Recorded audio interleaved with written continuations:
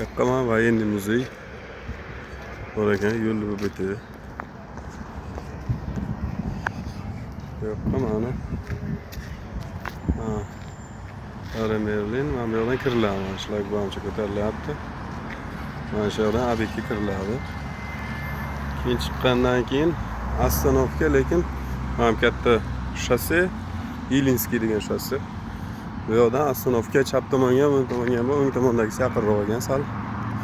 Shu yoqqa qarab yo'l oldik sekin. Kilometrlar sekin. Hamda ular soya salqin joylar bor ekan. Lekin o'tirib dam olmay bu yoqqa to'g'ri keladi. Yaxshimisizlar? Birga o'tirib gaplashib o'tiraylik deb keladi.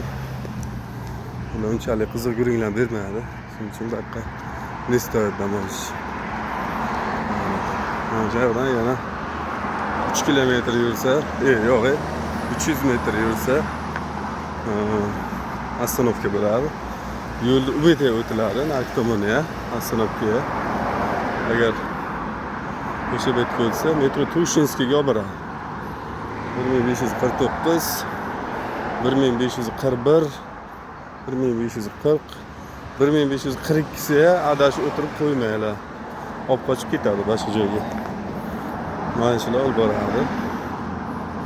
Shundan hozir probaqil ko'ramiz. Mana bu yerlarga военный muzey juda chiroyli ekan. Agar bizlarni ham qo'ysa, qoravoylarni ham qo'ysa, kirib aylansa bo'ladi. Qo'ymasa, stroyga ichiga aylanib yuraveramiz. Ham muzeyda bo'lyapti. Shunaqa gaplar. Juda chiroyli, ajoyib joylar. Ayiq-payiq yo'l bo'lsa chiqib qolmasin.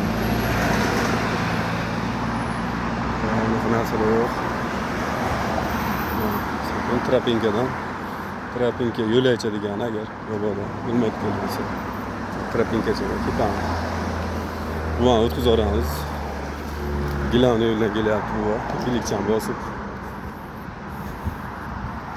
Sekin boraveramiz. Mana buni ko'rsatdim.